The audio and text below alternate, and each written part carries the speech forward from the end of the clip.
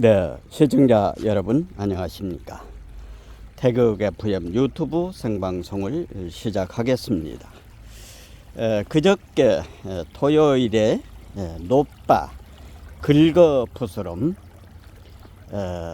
트라우마 견디다 전 중수부장 반격이라고 하는 제목으로 방송을 해드렸는데 많은 분들께서 보시고 연락을 해 오셨습니다.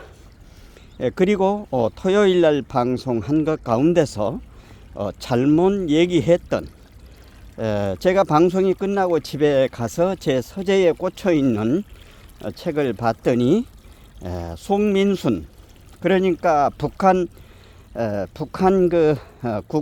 유엔에서 북한 그거 나쁜 나라 그 추인하는 거 문재인이가 빠지였죠.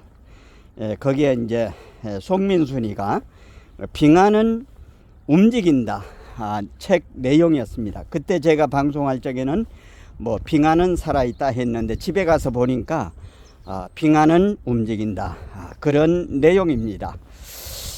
그리고 오늘은 지금 현재 방송을 하기 위해서 역시 자료를 준비를 많이 했습니다.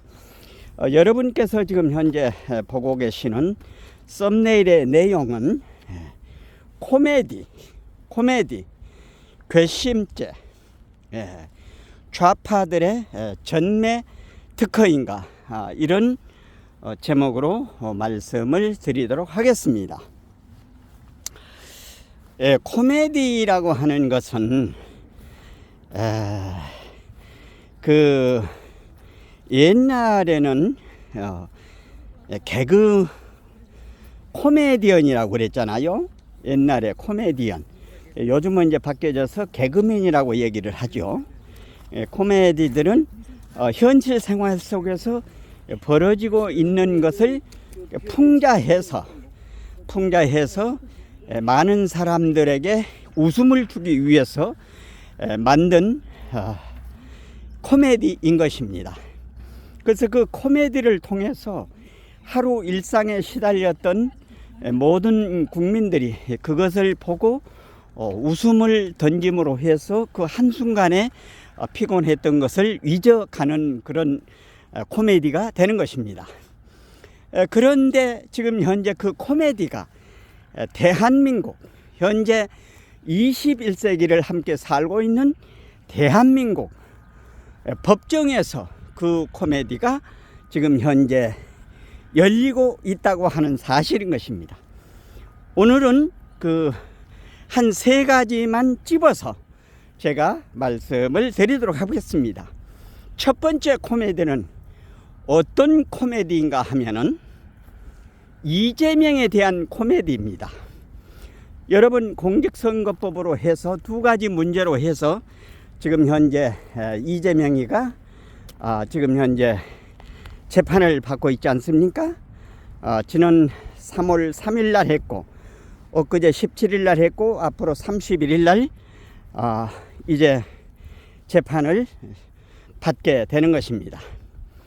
여기에서 이재명의 코미디라고 하는 것은 무슨 말인가 하면은 오랫동안 자기 밑에서 실제 그 업무를 했던 대장동의 실제 업무를 했던 김문기를 몰랐다고 하는 이 코미디인 것입니다.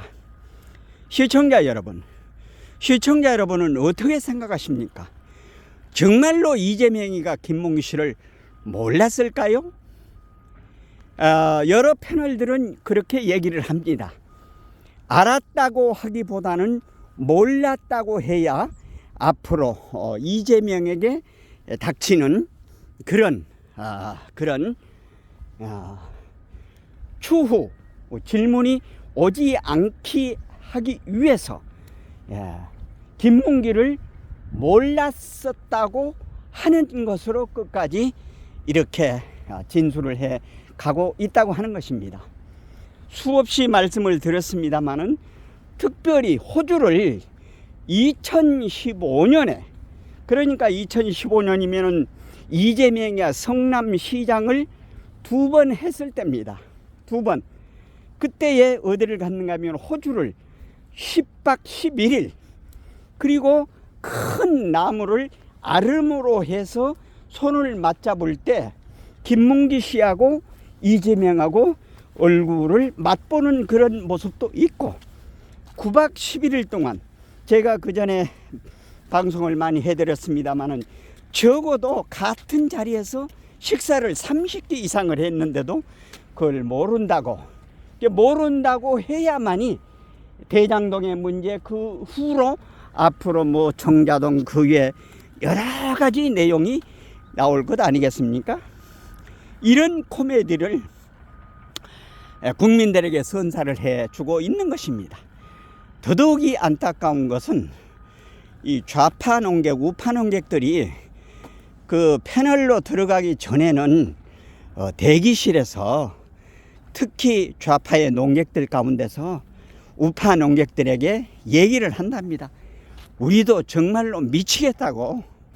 그러나 방송에 바로 시작이 돼서는 그렇게 할 수밖에 없는, 그러니까 우리가 볼 적에도 정말로 저게 말도 안 되는 소리인데 저렇게 하고 있는 거, 이거는 그 사람들의 어떤 그 목구멍이 포도청이라고, 그쪽 진영에 있어야만이 먹고 살아야 되기 때문에 그런 것이 아닌가, 이렇게 되어지는 것입니다.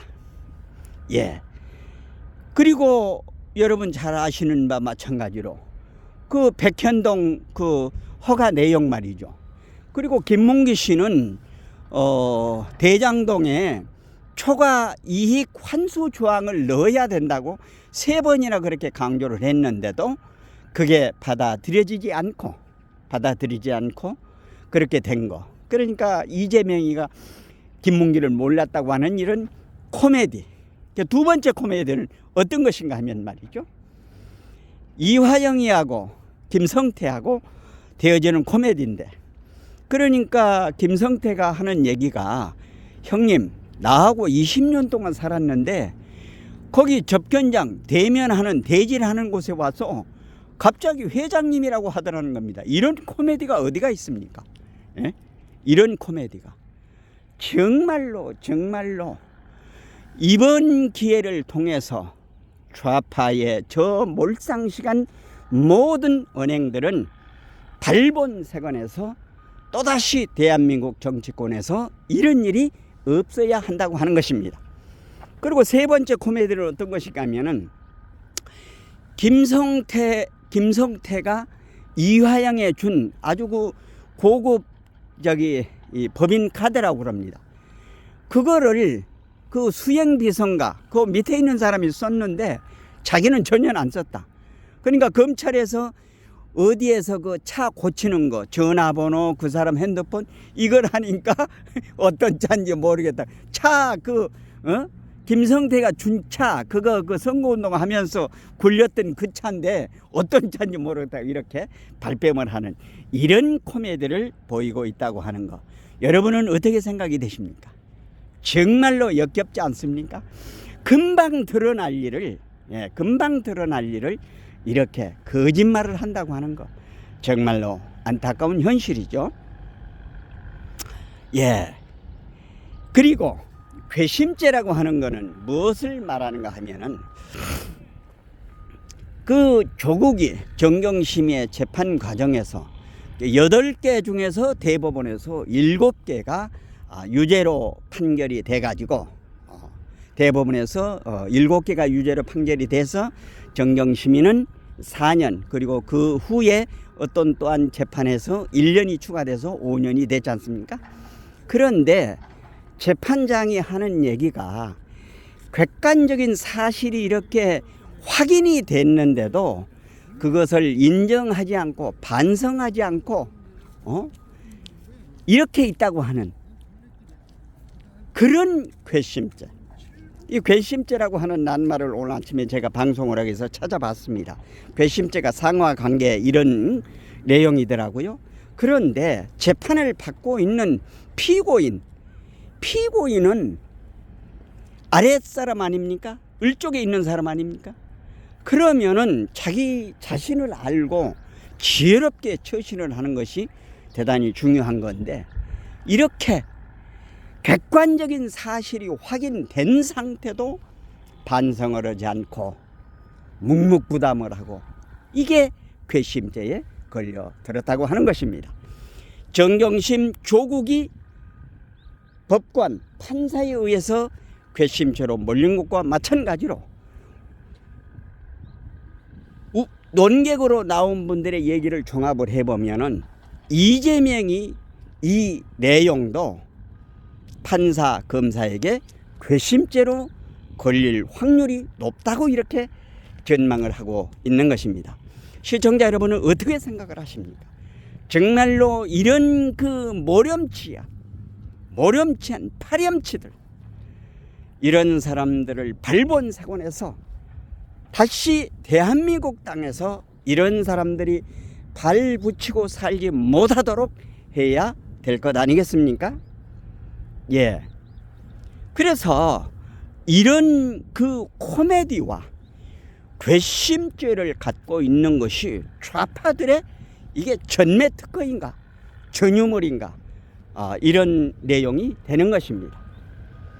이제 우리 이 우파라고 하는 자유 대한민국을 지키자고 하는 자유 대한민국 지킴이 애국 국민들도 각자 주어진 자리 위에서 최선의 노력을 다하면서 오늘도 자기가 땀을 흘려서 자기 생업을 이어가는, 부를 소득하는, 정치하는, 취하는 하루가 되시기를 바라겠습니다.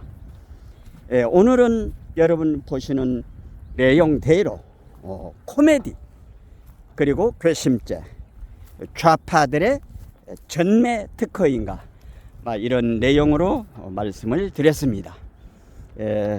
공감되시면 구독, 좋아요, 알림 설정 해주시고 이웃분들에게도 많이 전해 주실 것을 당부드리면서 이상으로 태극 FM 유튜브 생방송을 모두 마치겠습니다. 대단히 감사합니다. 안녕히 계십시오.